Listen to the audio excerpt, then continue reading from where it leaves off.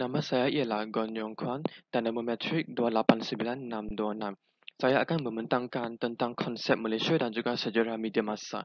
Konsep Malaysia dipelopori oleh mantan Perdana Menteri iaitu Tan Sri Dato' Haji Muhyiddin bin Mohamad Yassin pada sambutan mereka pada tahun 2020 yang bertujuan untuk menyatu padukan negara yang mantap dan sejahtera. Logo konsep Malaysia merupakan logo yang berbentuk hati dan warna kandungannya sama dengan bendera Jalur Gemilang iaitu merah, kuning, putih dan biru. Seterusnya, maksud media massa ialah alat yang menjadi saluran untuk menyebarkan maklumat dan berita. Media massa terbahagi kepada media elektronik dan juga media cetakan. Perkataan media bermaksud perantara manakala perkataan massa asal-usulnya daripada bahasa Inggeris yang bermaksud kumpulan atau kelompok.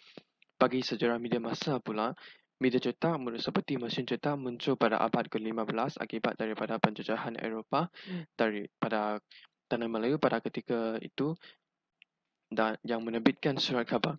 Seterusnya, media elektronik seperti saluran televisyen yang muncul iaitu TV1, TV2, TV3, TV7, 8 TV pada ketika itu menjadi kegemaran watan Malaysia.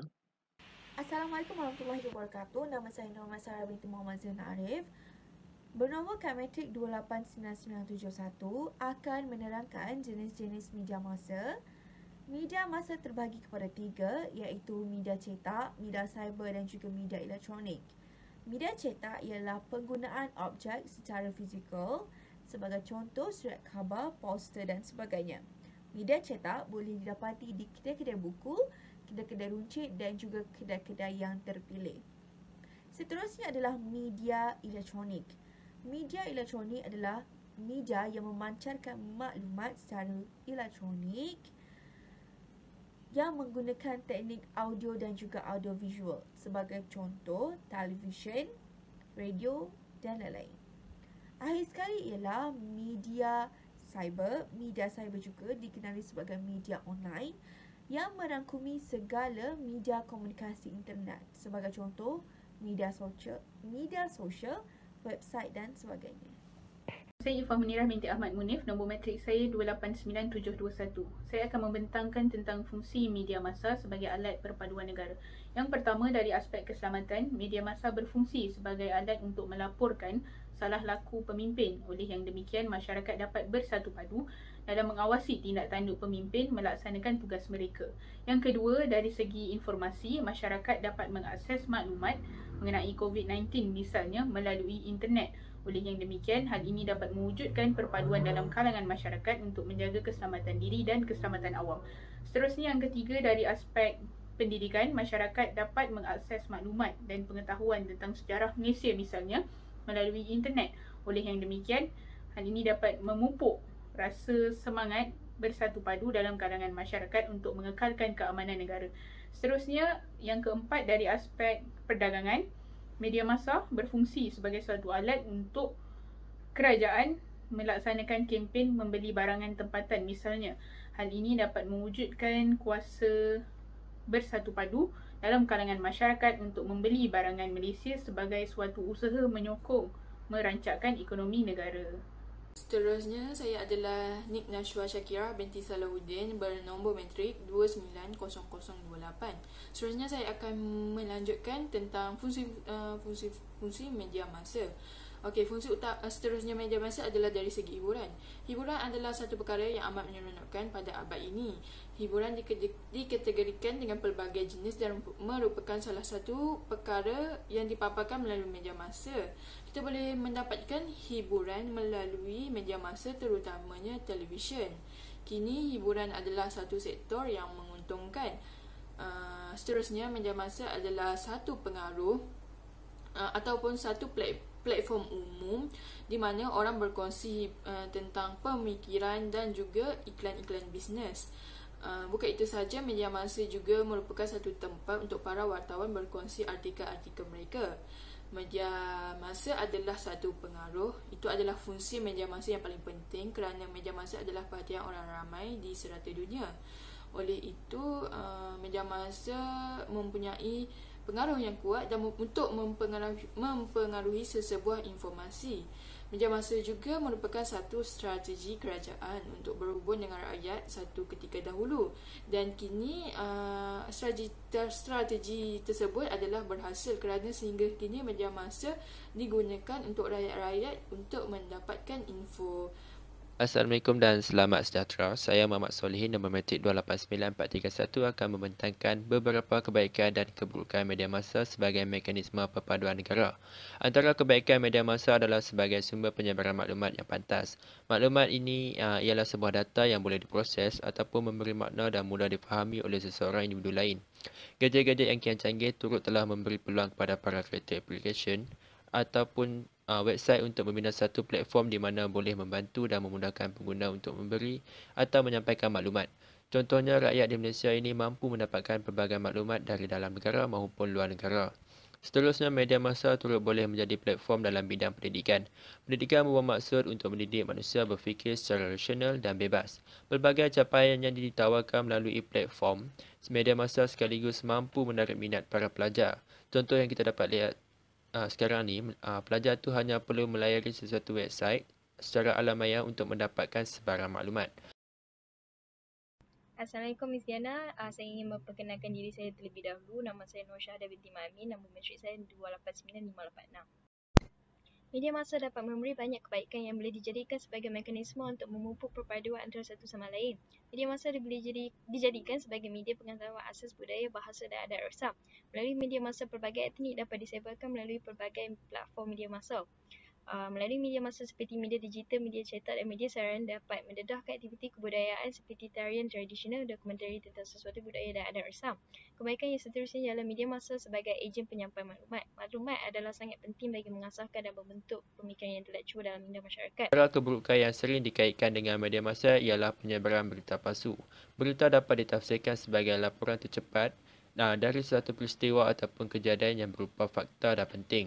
Dapat kita lihat bahawa pada masa kini, media massa telah banyak disalahgunakan oleh segelintir masyarakat ataupun pihak atasan itu sendiri. Contoh yang kerap kita dapat lihat ialah dari segi ahli politik. Diorang ni akan memanipulasikan media dengan menggunakan wang ringgit bagi menabur fitnah ke atas pihak lawan demi meraih kemenangan dalam pilihan raya akan datang. Seterusnya, media turut mampu mengakibatkan kelekaan. Leka ini dia membawa maksud asyik, lalai ataupun selalu melakukan sesuatu perkara. Selalu kelekaan ini sering terjadi tidak mengira umur maupun jantina. Contoh yang sering kita dapat lihat sebagai rakyat Malaysia apabila berlakunya kemalangan. Individu yang tidak bertanggungjawab hanya akan mementingkan gadget dia sahaja sehingga akan mengabaikan dan tidak menolong orang yang mengalami kemalangan tersebut. Hal ini turut boleh mendatangkan pandangan negatif orang lain terhadap individu itu. Tetapi media massa juga mempunyai keburukan. Antaranya ialah penyalahgunaan hak kebebasan bersuara. Sesetengah individu mengambil kesempatan dengan melanggar etika dalam menyuarakan pendapat di mana boleh berlaku kesalahfahaman atau perselisihan berkaitan dengan isu sensitif yang dibangkit. Seterusnya ialah media massa mempunyai kandungan hiburan yang negatif, khususnya televisyen mempunyai kesan buruk secara tidak langsung melalui penyiaran seperti soft pornografi dan juga mempunyai pelbagai aksi yang mempunyai unsur negatif dan kejam dipromosikan secara meluas. Nama saya Chong Li Shen dengan nombor matrik 287217. Hari ini saya ingin membentangkan tentang cadangan untuk mengukurkan peranan media massa sebagai mekanisme perpaduan negara. Pertama, kebebasan dalam media tanpa berat sebelah pada mana-mana pihak. Media massa ditakdirkan sebagai media yang tidak dikawal, dihalang dan ditentukan oleh kerajaan. Berita yang akan menjejaskan nama negara tidak akan dipaparkan. Oleh itu, rakyat harus mempunyai sikap skeptis yang untuk menentukan kebetulan berita tersebut. Kedua, etika wartawan yang tulus dalam menyampaikan berita. Wartawan harus bersikap adil dengan mengutamakan masyarakat. Ini dapat mengelakkan unsur penipuan dalam maklumat yang ingin disampaikan. Selain itu, berita yang disampaikan harus mengandungi fakta yang tepat dan sahih. Ini boleh mengelakkan berlakunya kesalahfahaman antara masyarakat. Ketiga, penguatkuasaan yang tegas dan ketat. Penyebaran maklumat yang salah akan mengancamkan keamanan dan perpaduan negara, seperti menyampaikan berita yang mempunyai isu perkauman. Oleh itu, pihak berkuasa seperti pembangun perisian keselamatan, penganalisis kriptografi, juru teknik virus dan lain-lain harus bekerjasama untuk mengelakkan berlaku peristiwa tersebut. Keempat, Penambahan penyiaran rancangan perpaduan. Kerajaan menampilkan iklan yang berunsurkan perpaduan. Rancangan seperti drama pendek sempena Hari Kebangsaan. Hal ini dapat meningkatkan semangat perpaduan dalam kalangan masyarakat. Selamat sejahtera, nama saya Jayasri, anak perempuan Pakej Rau, nombor kad matrik 289684. Cadangan yang seterusnya adalah penglibatan pelbagai kaum dalam penyampaian berita. Ini dapat membawa sebuah imej yang baik dan dapat mengelakkan berlakunya persefahaman antara kalangan masyarakat. Selain itu, memperbanyakkan dan tingkatkan kualiti dan kuantiti mesej perpaduan. Penulis skrip rancangan televisyen perlu mengambil inisiatif dengan menyediakan beberapa rancangan yang berunsurkan perpaduan negara. Yang terakhir, mewujudkan satu jawatan kuasa pemantau bagi memantau penerimaan masyarakat terhadap mesej perpaduan negara. Kerajaan perlu mewujudkan satu jawatan kuasa pemantau yang dikawal oleh Jabatan Perpaduan Negara bagi memastikan penerimaan audiens terhadap mesej dalam media massa. Pada akhir pembincangan ini, kita dapat mengkaji dan melihat dengan teliti bahawa media massa merupakan satu mekanisme dalam membina sebuah negara yang mempunyai semangat perpaduan, terutamanya di negara Malaysia yang sangat terkenal dengan mempunyai masyarakat yang berbilang kaum, budaya dan agama. Kepelbagaian ini merupakan salah satu punca yang menyebabkan peranan media massa adalah amat penting bagi mendedahkan tentang kepelbagaian etnik, kelainan asas budaya setiap kaum dan agama bagi menyelami tentang latar belakang sesuatu kaum untuk memastikan setiap rakyat mempunyai kefahaman dan pengetahuan yang lebih dalam tentang isu-isu mengenai kepentingan perpaduan serta dapat menjamin kelestarian tradisi agar tidak dilupakan atau lapuk. Media massa dapat membuktikan bahawa keharmonian yang dicapai adalah melalui penggunaan media massa yang sedia ada dengan baik. Media massa membawa keberhasilan dan membantu menjamin keharmonian dan keselamatan rakyat dengan menyemai benih-benih perpaduan yang menguatkan semangat jiwa rakyat untuk sentiasa bersatu padu.